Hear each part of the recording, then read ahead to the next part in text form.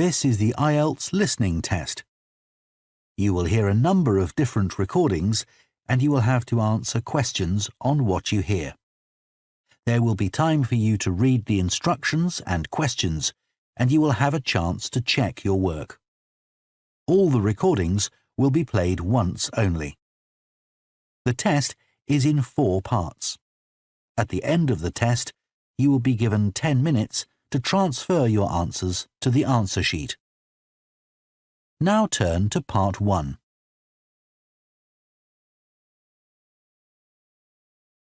Part 1. You will hear a woman phoning a company that converts old photographs to digital format. First, you have some time to look at questions 1 to 3.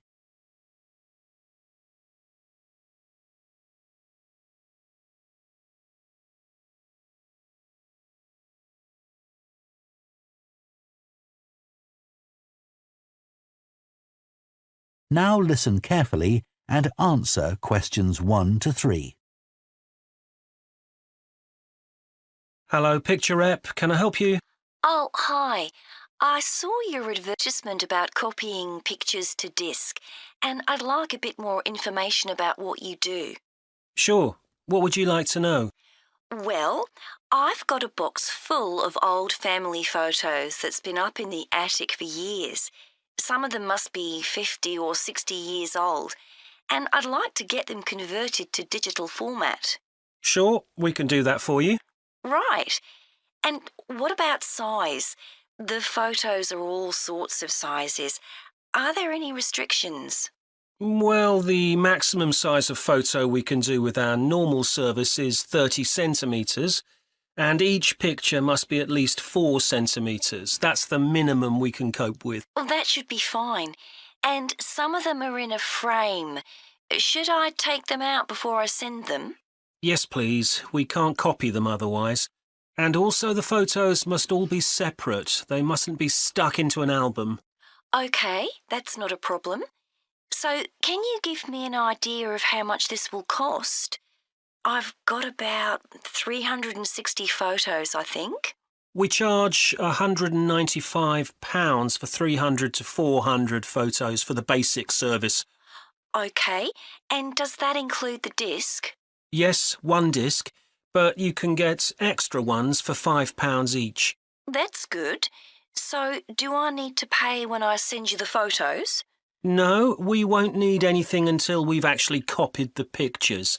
Then we'll let you know how much it is, and once we've received the payments, we'll send the parcel off to you. Right. Before you hear the rest of the conversation, you have some time to look at questions 4 to 10.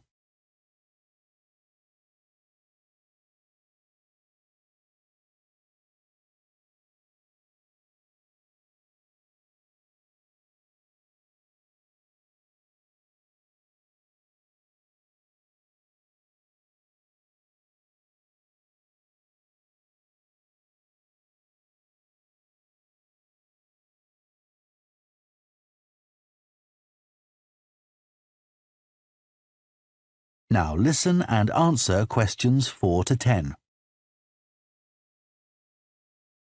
Is there anything else you'd like to ask about our services? Yes, I've roughly sorted out the photos into groups, according to what they're about. So can you keep them in those groups when you copy them? Sure, we'll save each group in a different folder on the disk, and if you like, you can suggest a name for each folder. So I could have one called Grandparents, for instance. Exactly. And do you do anything besides scan the photos? Like, can you make any improvements? Yes, in the standard service, each photo is checked, and we can sometimes touch up the colour a bit or improve the contrast. That can make a big difference. OK. And some of the photos are actually quite fragile. They won't get damaged in the process, will they?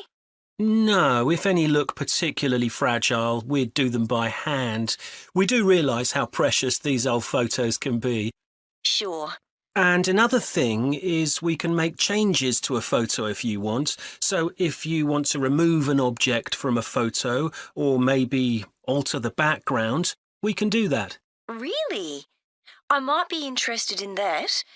I'll have a look through the photos and see. Oh, and talking of fixing photos, I've got a few that aren't properly in focus. Can you do anything to make that better? No, I'm afraid that's one thing we can't do. Okay. Any other information I can give you? How long will it all take? We aim to get the copying done in 10 days. Fine. Right, well, I'll get the photos packed up in a box and post them off to you. Right. If you've got a strong cardboard box, that's best. We've found that plastic ones sometimes break in the post. Okay. Right, thanks for your help. Bye. Bye. That is the end of part 1. You now have half a minute to check your answers to part 1.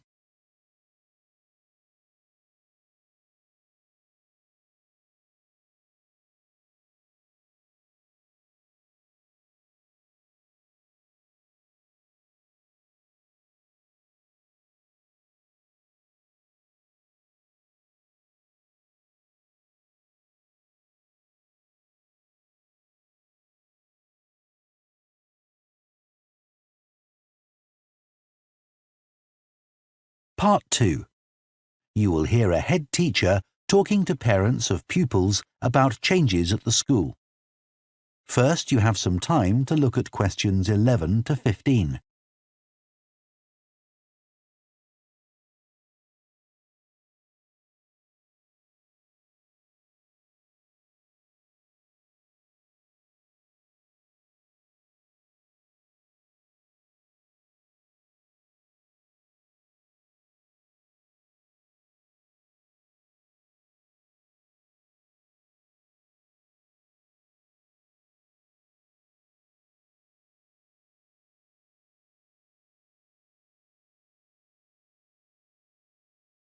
Now listen carefully and answer questions 11 to 15.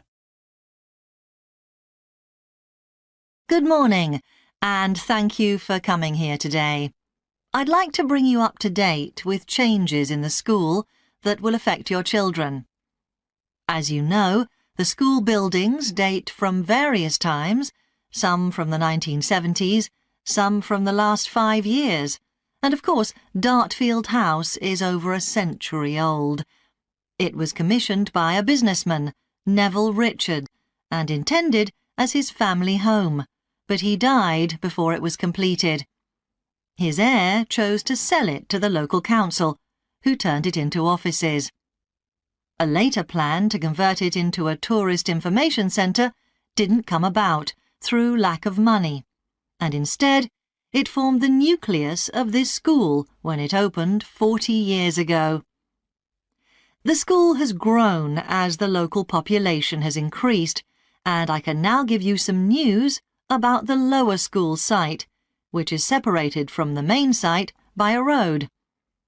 Planning permission has been granted for development of both sites.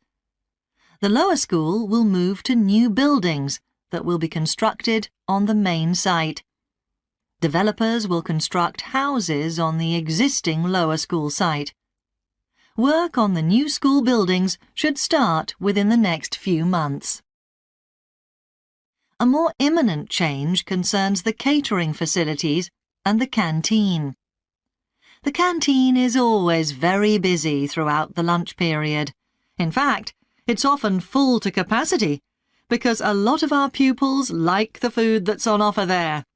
But there's only one serving point, so most pupils have to wait a considerable time to be served.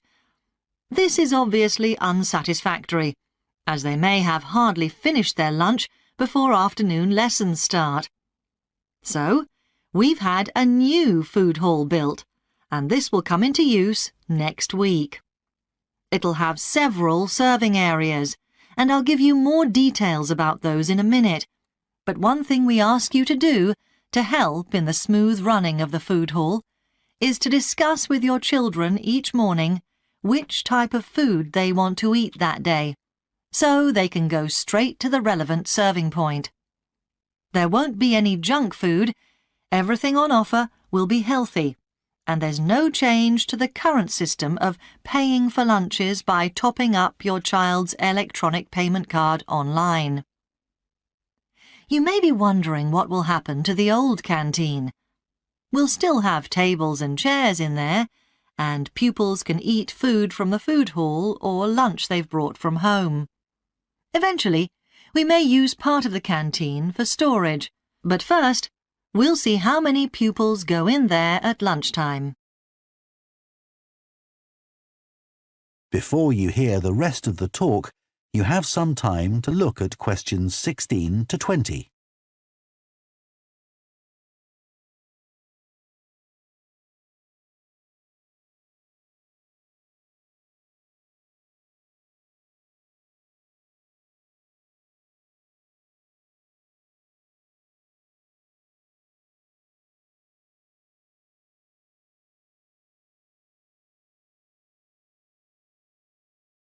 Now listen and answer questions 16 to 20. OK, back to the serving points in the food hall, which will all have side dishes, desserts and drinks on sale, as well as main courses. One serving point we call World Adventures. This will serve a different country's cuisine each day. Maybe Chinese one day and Lebanese the next. The menus will be planned for a week at a time, so pupils will know what's going to be available the whole of that week. Street life is also international, with food from 3 particular cultures. We'll ask pupils to make suggestions, so perhaps sometimes there'll be food from Thailand, Ethiopia and Mexico, and then one of them will be replaced by Jamaican food for a week or 2. The Speedy Italian serving point will cater particularly for the many pupils who don't eat meat or fish. They can be sure that all the food served there is suitable for them. There'll be plenty of variety, so they shouldn't get bored with the food. OK, that's all on the new food hall. Now, after-school lessons. These are very popular with pupils, particularly swimming. In fact, there's a waiting list for lessons. Cycling is another favourite, and I'm delighted that dozens of pupils make use of the chance to learn to ride in off-road conditions. It means that more and more cycle to and from school every day. As you know, we have a well-equipped performance centre, and we're going to start drama classes in there too. Pupils will be able to join in just for fun, or work up to taking part in a play. We hope to put on at least one a year. We already teach a number of pupils to use the sound and lighting systems in the centre, and a former pupil has given a magnificent grand piano to the school, so a few pupils will be able to learn at the school instead of going to the local college, as many of them do at the moment. That is the end of Part 2. You now have half a minute to check your answers to Part 2.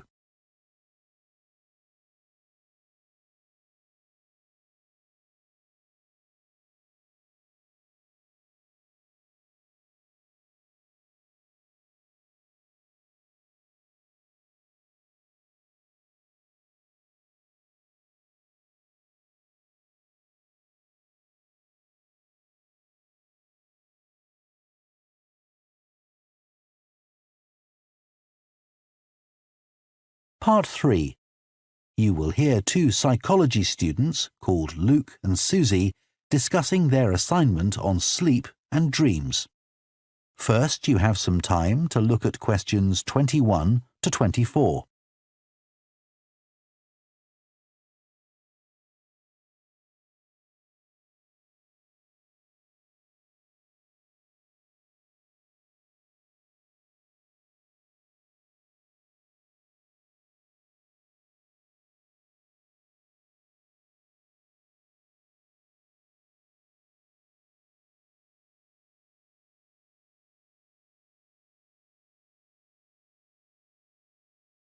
Now listen carefully and answer questions 21 to 24. So, Luke, for our next psychology assignment, we have to do something on sleep and dreams. Right. I've just read an article suggesting why we tend to forget most of our dreams soon after we wake up. I mean, most of my dreams aren't that interesting anyway. But what it said was that if we remembered everything, we might get mixed up about what actually happened and what we dreamed. So it's a sort of protection. I hadn't heard that idea before. I'd always assumed that it was just that we didn't have room in our memories for all that stuff. Me too. What do you think about the idea that our dreams may predict the future? It's a belief that you get all over the world. Yeah, lots of people have a story of it happening to them. But the explanation I've read is that for each dream that comes true, we have thousands that don't, but we don't notice those. We don't even remember them. We just remember the ones where something in the real world, like a view or an action, happens to trigger a dream memory. Right. So it's just a coincidence, really. Something else I read about is what they call segmented sleeping. That's a theory that hundreds of years ago, people used to get up in the middle of the night and have a chat or something to eat, then go back to bed. So I tried it myself. Why? Well, it's meant to make you more creative. I don't know why, but I gave it up after a week. It just didn't fit in with my lifestyle.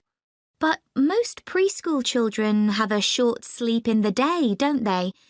There was an experiment some students did here last term to see at what age kids should stop having naps, but they didn't really find an answer. They spent a lot of time working out the most appropriate methodology, but the results didn't seem to show any obvious patterns. Right.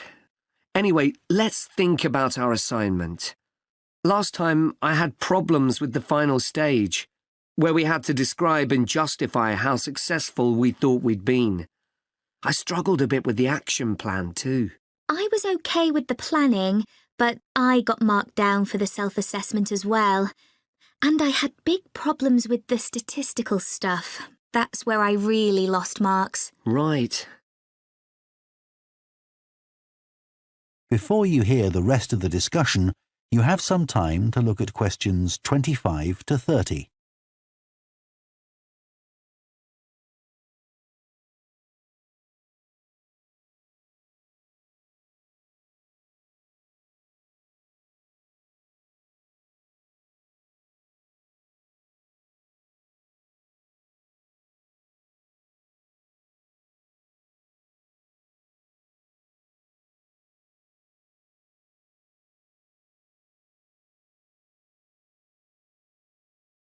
Now listen and answer questions 25 to 30.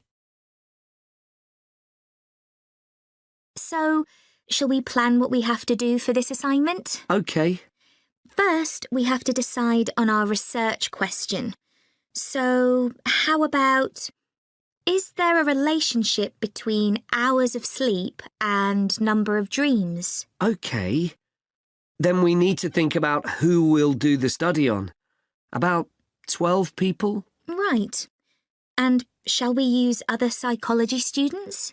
Let's use people from a different department. What about history? Yes, they might have interesting dreams. Or literature students. I don't really know any. OK, forget that idea. Then we have to think about our methodology. So we could use observation, but that doesn't seem appropriate. No. It needs to be self-reporting, I think. And we could ask them to answer questions online. But in this case, paper might be better, as they'll be doing it straight after they wake up. In fact, while they're still half asleep. Right. And we'll have to check the ethical guidelines for this sort of research. Because our experiment involves humans, so there are special regulations. Yes. I had a look at those for another assignment I did. There's a whole section on risk assessment and another section on making sure they aren't put under any unnecessary stress. Let's hope they don't have any bad dreams. Yeah. Then, when we've collected all our data, we have to analyse it and calculate the correlation between our two variables. That's time sleeping and number of dreams. And then present our results visually in a graph. Right, and the final thing is to think about our research and evaluate it. So that seems quite straightforward. Yeah. So now let's get started. That is the end of Part 3. You now have half a minute to check your answers to Part 3.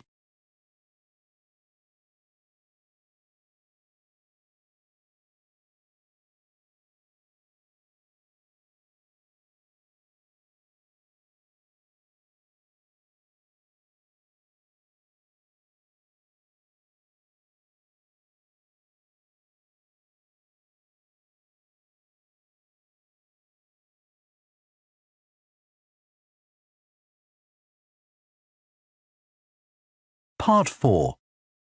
You will hear a sports science student giving a presentation on the health benefits of dance. First, you have some time to look at questions 31 to 40.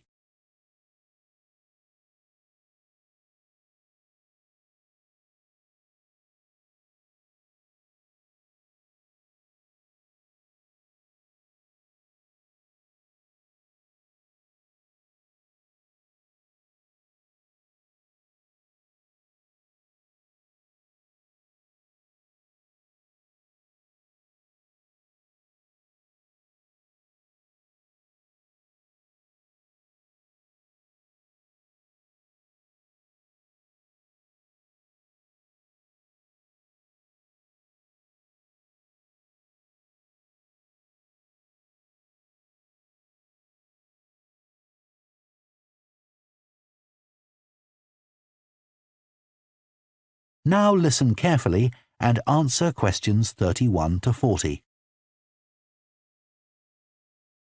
Dancing is something that humans do when they want to have a good time. It's a universal response to music found in all cultures. But what's only been discovered recently is that dancing not only makes us feel good, it's also extremely good for our health. Dancing, like other forms of exercise, releases hormones, such as dopamine, which make us feel relaxed and happy. And it also reduces feelings of stress or anxiety. Dancing is also a sociable activity, which is another reason it makes us feel good. One study compared people's enjoyment of dancing at home in front of a video with dancing in a group in a studio. The people dancing in a group reported feeling happier, whereas those dancing alone did not. In another experiment, university researchers at York and Sheffield took a group of students and sent each of them into a lab where music was played for 5 minutes. Each had to choose from 3 options: to sit and listen quietly to the music, to cycle on an exercise bike while they listened, or to get up and dance. All were given cognitive tasks to perform before and after. The result showed that those who chose to dance showed much more creativity when doing problem-solving tasks. Dr. Lovett at the University of Hertfordshire believes dance could be a very useful way to help people suffering from mental health problems. He thinks dance should be prescribed as therapy to help people overcome issues such as depression.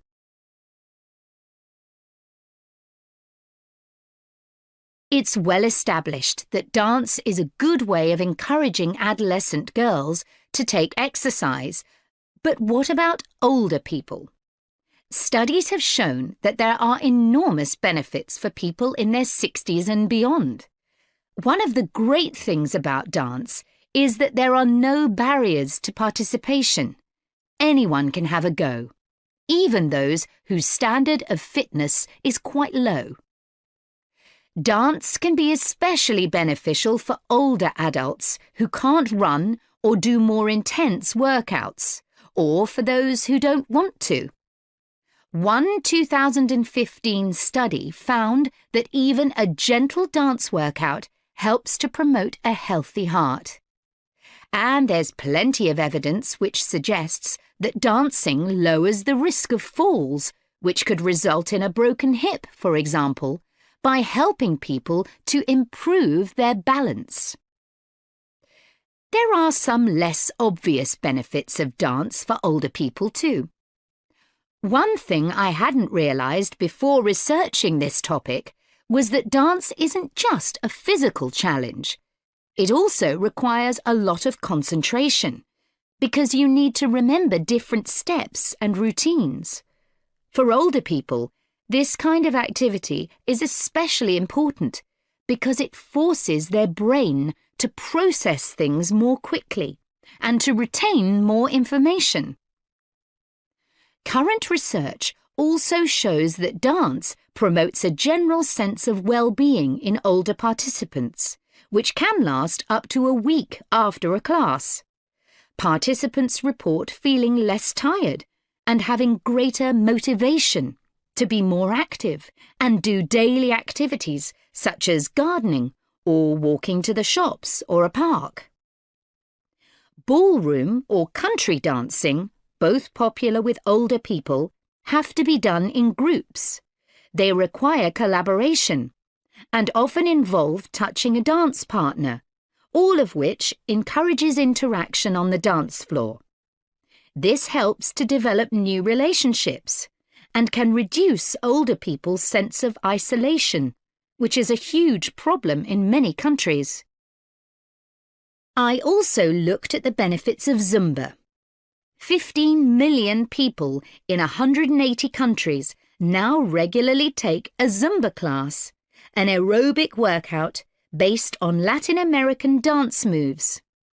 John Porcari, a professor of exercise and sports science at the University of Wisconsin, analysed a group of women who were Zumba regulars and found that a class lasting 40 minutes burns about 370 calories.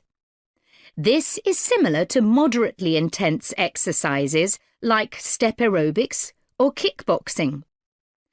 A study in the American Journal of Health Behaviour showed that when women with obesity did Zumba 3 times a week for 16 weeks, they lost an average of 1.2 kilos and lowered their percentage of body fat by 1%.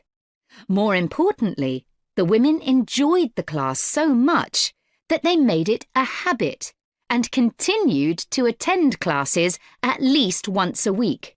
Very unusual for an aerobic exercise program. Dance is never going to compete with high-intensity workouts when it comes to physical fitness gains, but its popularity is likely to keep on rising because it's such a fun way to keep fit.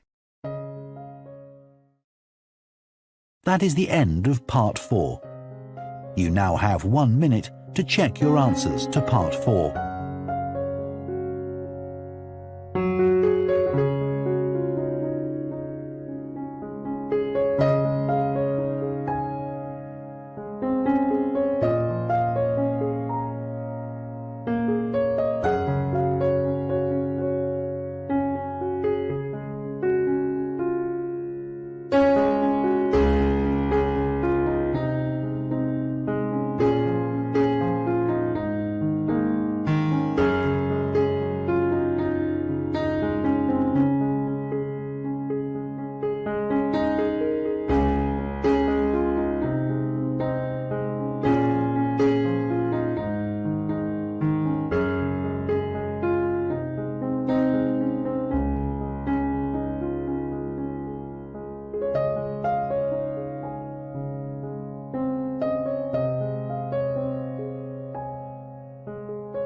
That is the end of the listening test. In the IELTS test, you would now have 10 minutes to transfer your answers to the answer sheet.